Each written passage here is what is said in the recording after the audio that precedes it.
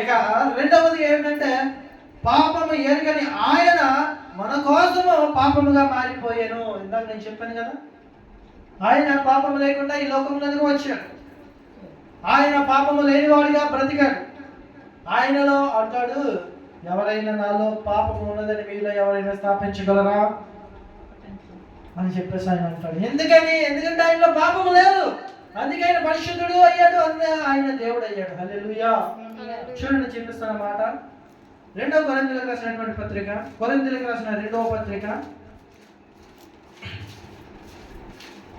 కొరింథీయులకు రాసినటువంటి 2వ పత్రిక 5వ అధ్యాయము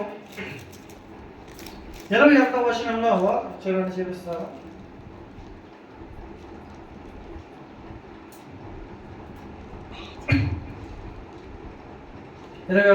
నేను చదువుతాను, చూడండి.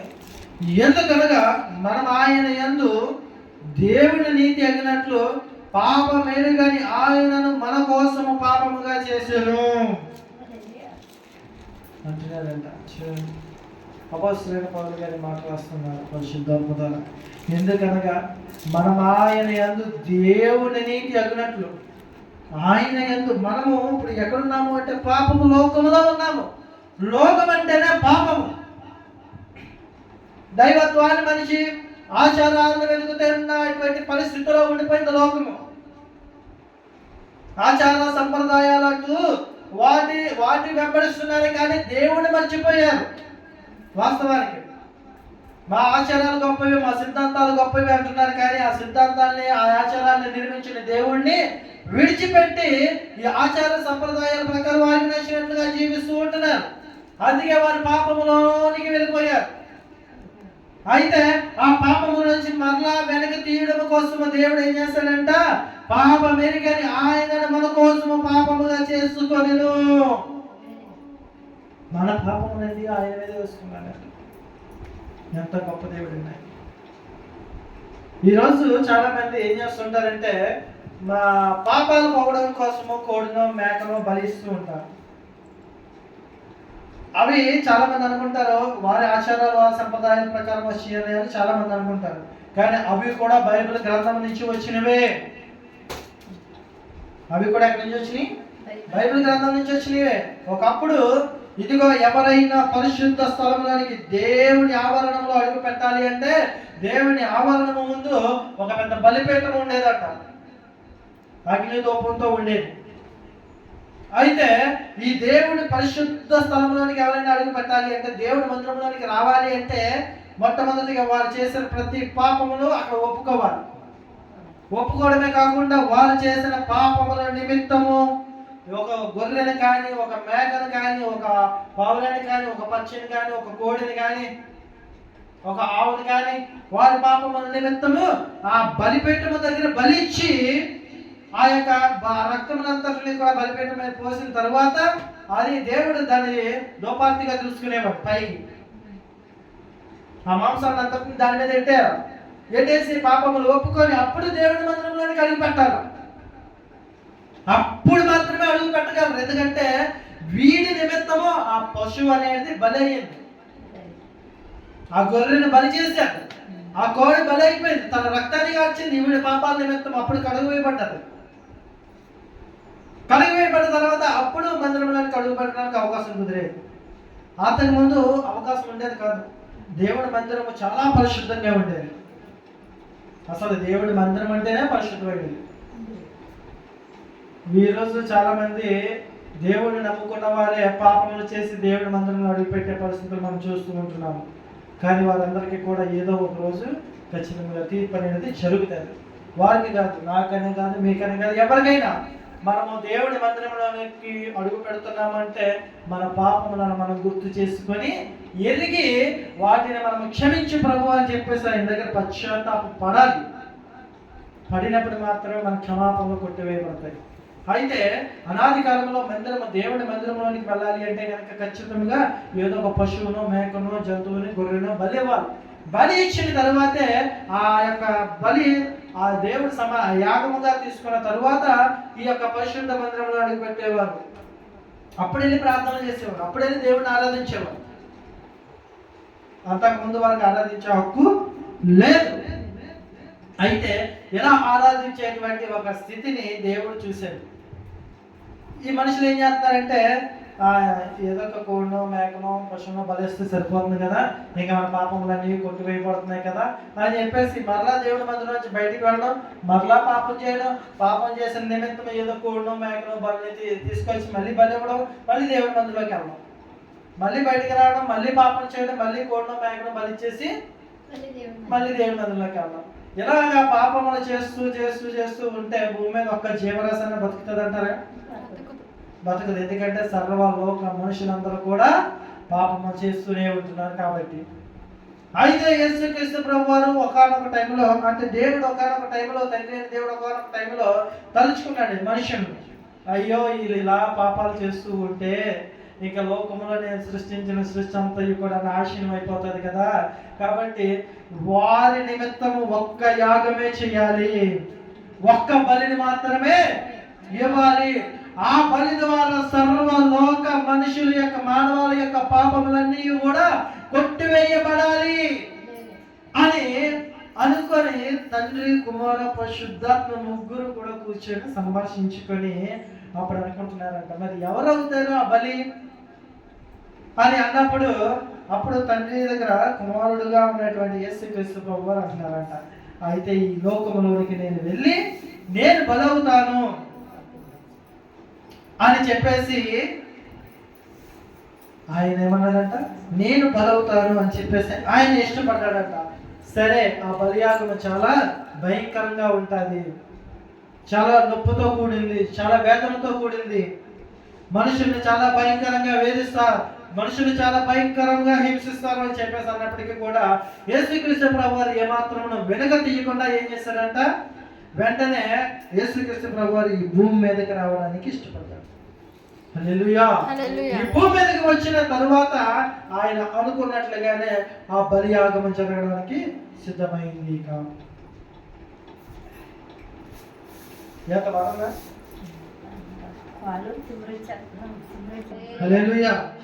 అయితే ఈ లోకంలోనికి యేసుక్రీస్తు ప్రభువారు వచ్చిన తర్వాత ఇక అన్ని ఈ యొక్క జంతువులన్నీ బలివ్వాల్సిన పని ఇంకా లేకుండా పోయింది.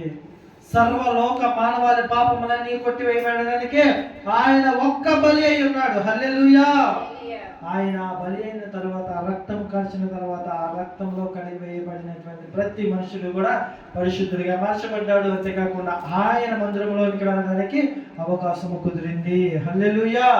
అందుకే అక్కడ అంటారు చూడండి, పాపము ఎరగని ఆయన మన కోసము పాపముగా మార్చబడ్డాడు. ఆ విధముగా ఈ లోకములోనికి వచ్చి మన మనుషుల పాపములన్నీ కూడా ఆయన మీద వేసుకొని ఆయన పాపపు గొర్రెగా బలి అయ్యాడు. హల్లెలూయా. ఇది మనం జ్ఞాపకం చేసుకోవాలి. అందుకే ఆయన పాపరహితుడిగా ఉన్నాడు, ఆయన పాపం లేనివాడిగా ఉన్నాడు, ఆయన పరిశుద్ధుడిగా ఈ లోకంలోనికి వచ్చాడు, పరిశుద్ధుడిగా ఈ లోకంలో నుంచి వెళ్ళాడు. కానీ మనుషులు చేసిన పాపములు ఆయన మీద వేసుకోవడం వలన ఏమైందంట, పాపరహితుడిగా ఆయన పాపముగా మారిపోయి ఆ బలియాగం అనేది జరిగింది. ఇక మూడవదిగా ఏమిటి అంటే కనుక పాపముతో చేరక ప్రత్యేకముగా ఉన్నవాడు ఆయన. హల్లెలూయా. చూడండి, ఎవరన్నా మందిరంకి రమ్మన్నాం అనుకోండి, ఆ మందిరంకి మేమెందుకు రాలే, మాకేం పని అంటారు. అదే ఏ సినిమాకో పార్టీకి రమ్మన్నాం అనుకోండి, అన్నా వచ్చేస్తాం అని చెప్పి చాలా మంది అంటారు. అనంటారు కదంటారా? ఖచ్చితంగా. ఎందుకంటే మంచి చేయడానికి రమ్మంటే ఒకరు కూడా వచ్చేటువంటి పరిస్థితి లేదు, కానీ చెడు చేయడానికి వచ్చేటువంటి పరిస్థితి చాలా ఎక్కువగా ఉంది. ఇదే మనం చూడొచ్చు. ఇక్కడ చూడండి, ఆయన ఏమంట, పాపముతో చేరక, పాపము ఎక్కడైతే ఉందో దాంతో చేరలేదు. చూడండి, ఒక తాగుబోతాడు ఉన్నాడు అనుకోండి, మరి తాగడానికి వస్తామంటే వీడు కూడా తాగడానికి వెళ్తాడు. ఎందుకని? అది సరదా అనుకుంటున్నాడు, కానీ అది నరకానికి నడిపిస్తుంది. త్రాగుడికి నడిపిస్తుంది, వ్యభిచారానికి నడిపిస్తుంది, దొంగతనానికి నడిపిస్తుంది. అందుకే దొంగతో స్నేహం చేసిన మంచివాడిని కూడా దొంగోడనే అంటారు, కానీ మంచివాడితో స్నేహం చేసిన వాడిని మంచోడని. అలా ఉంది లోకము. అయితే యేసుక్రీస్తు ప్రభువారు లోకంలోకి వచ్చిన తర్వాత పాపాముతో దూరముగా ఉన్నాడంట, పాపానికి దూరముగా ఉన్నాడు. చూడండి, చూపిస్తాను. హెబ్రీయులకు రాసిన పత్రిక 7వ అధ్యాయము, హెబ్రీయులకు రాసిన పత్రిక 7వ అధ్యాయము 26వ వచనము.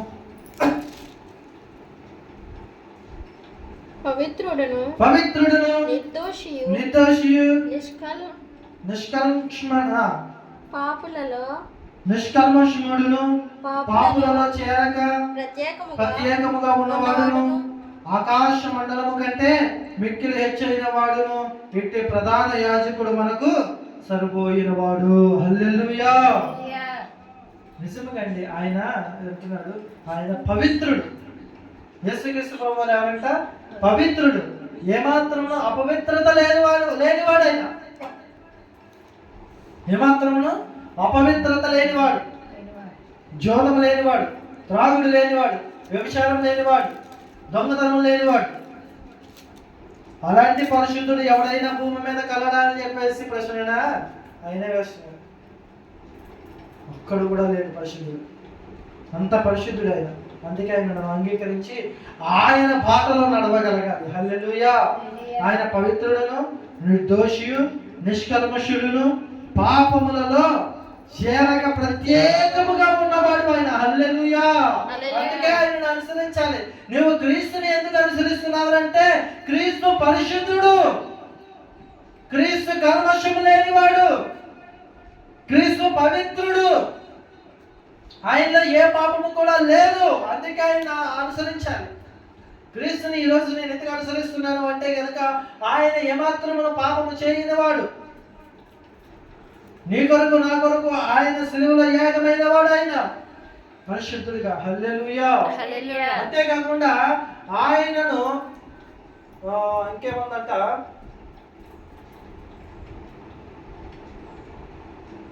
అంతేకాకుండా యేసుక్రీస్తు ప్రభు వారు ఇంకెంత ప్రేమ కలిగిన వాడంటే ఆయనను దూషించు వారిని కూడా ప్రేమించేవాడంట. హల్లెలూయా. ఆయన దూషించే వారిని కూడా ఆయన ఏం చేస్తున్నాడంట? ప్రేమించేవాడిగా ఉన్నాడు. ఎంత గొప్ప దేవుడు అండి. ఇంతకుముందు కూడా మీతో చెప్పాను, దుష్ట శిక్షణ ధర్మరక్షణ అని చెప్పేసి ఒక చాలా మంది చేస్తూ ఉంటారు. దుష్టులను శిక్షించాలి, ధర్మాన్ని రక్షించాలి, దేవుడు అందుకే వచ్చాడు అంటారు. కానీ దేవుడు ఎందుకు వచ్చాడు అంటే కనుక దుష్టుల్ని సైతము ప్రేమించడానికి వచ్చాడు. కేవలమైన దుష్టుల కోసమే వచ్చాడు. అంటాడు చూడండి, ఆరోగ్యముగా ఉన్న వాడికి వైద్యుడు కావాలా, ఆరోగ్యం లేని వాడికి వైద్యుడు కావాలా అని అంటే కనుక మీరేమంటారు? ఆరోగ్యం లేని వాడికి వైద్యుడు కావాలా, అవునంటారు కదంట. ఆరోగ్యం ఉన్నవాడికి వైద్యుడు ఎందుకు? ఎందుకంటే ఆల్రెడీ ఆరోగ్యంగా ఉన్నాడు. మరి పరిశుద్ధంగా ఉన్న వారికి దేవుడు ఎందుకు? ఎందుకంటే ఆయనకి ఆల్రెడీ ఎందుకు పరిశుద్ధంగా ఉన్నాడు? ఎందుకంటే ఆయనకి దేవుడు గురించి తెలుసు కాబట్టి పరిశుద్ధంగా ఉన్నాడు. హల్లెలూయా. అయితే ఇక్కడికి వచ్చేటప్పటికి దేవుడు అంటున్నాడు, అపరిశుద్ధులు ఎవరైతే ఉన్నారో, దేవుడు దూషించే వారు ఎవరైతే ఉన్నారో వారిని రక్షించడానికి దేవుడి లోకంలోనికి వచ్చాడు. హల్లెలూయా. చూడండి, యాకోబు రాసిన పత్రిక చివరి మాట నేను చెప్పి ముగిస్తాను. యాకోబు రాసిన పత్రిక, హెబ్రీయులకు రాసిన పత్రిక పక్కనే ఉంటుంది. యాకోబు రాసినటువంటి పత్రిక 5వ అధ్యాయంలో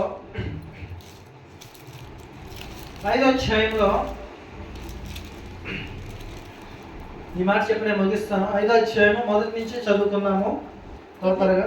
ఇదిగో ధనవంతులారా మీ మీదకి వచ్చేడి ఉపద్రవములను గూర్చి ప్రలాపించి ఏడుగుడి మీ ధనము చెడిపోయెను, మీ వస్త్రమును చిమ్మటలు కొట్టిన వాయెను, మీ బంగారమును మీ వెండియు తుప్పు పట్టినవని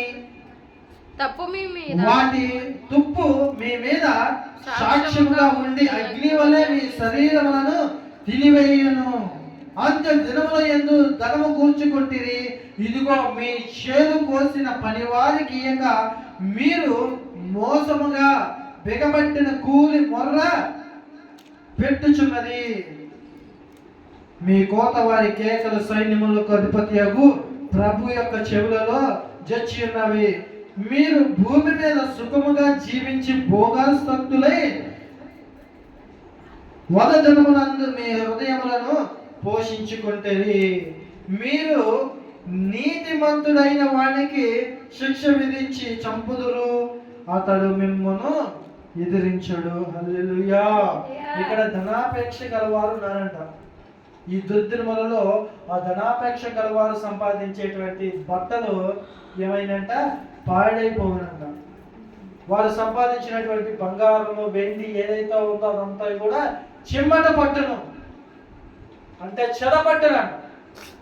ఆ చెదపట్టినటువంటి ఆ బంగారం వెండి ఏదైతే ఉందో అది కొలిమిలో వేయబడుతుంది, అందులోనే కాల్చబడుతుంది. ఎవరైతే న్యాయముగా మన దగ్గర పనిచేస్తున్నారో వారికి తగినటువంటి జీతమును మనం ఇచ్చేవారుగా ఉండాలి.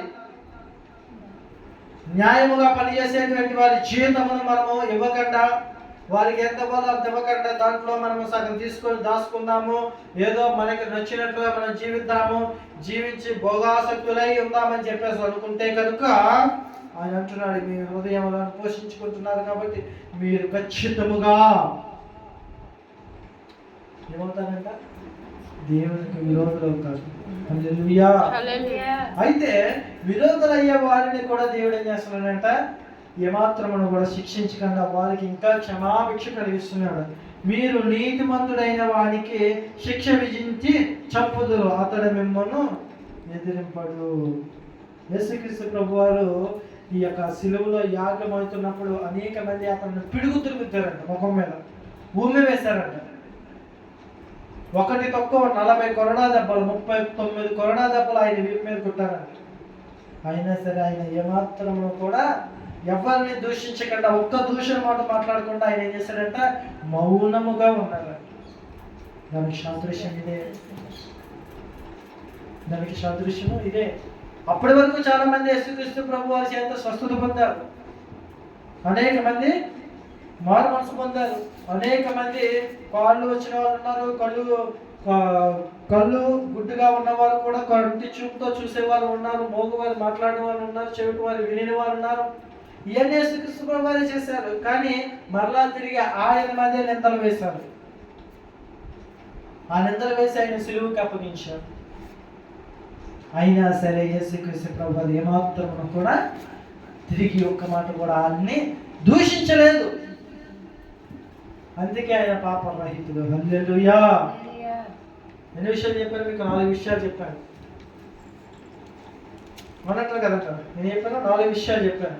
ఆయన ఏమయ్యాడంట, సమస్త విషయంలో శోధింపబడ్డా సరే ఆయన ఏమాత్రము శోధనకి లొంగలేదు. ఇది మొదటి విషయం. రెండవ విషయం ఏంటి? పాపము ఎరుగని ఆయన మన కోసము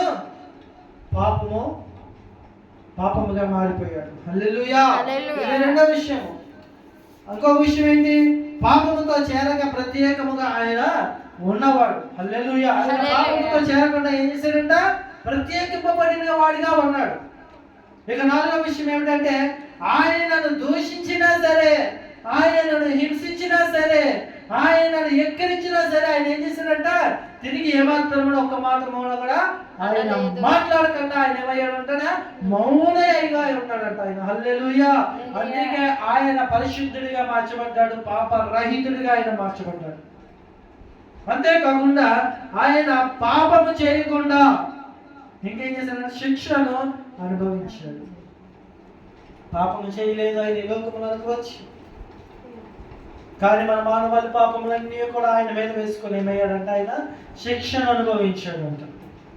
అందుకే నీకు నాకు శిక్ష లేకుండా చేశాడు ఆయన. ఆయన నువ్వు ఎప్పుడైతే అంగీకరించి మారు మనసు పొందుతావో ఇక నీకు ఏ శిక్ష విధి కూడా లేదు. ఇక నువ్వు పరిశుద్ధుడిగా మార్చబడతావు. ఆయన నువ్వు ఎప్పుడైతే అంగీకరిస్తావో అప్పుడు నీవు నిత్య జీవములోనికి డైరెక్ట్గా వెళ్ళిపోతావు.